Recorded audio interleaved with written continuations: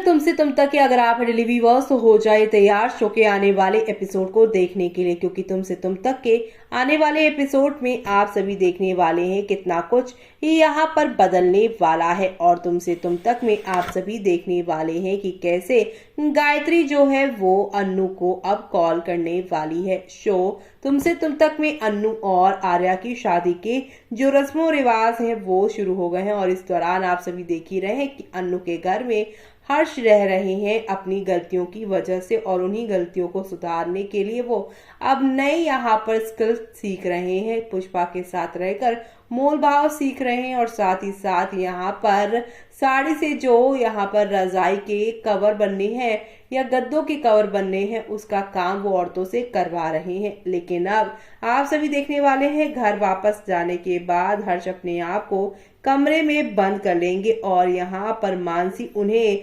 दरवाजा ठोक ठोक कर बुलाती नजर आएंगी। लेकिन ना तो गायत्री और ना ही मानसी किसी की भी आवाज से, किसी की भी बात से हर्ष बाहर नहीं निकल पाएगा। उसे पुरानी ही चीजें याद आएंगी कि अगर ये चीज भी उसकी फेल हो गई तो क्या होगा आगे।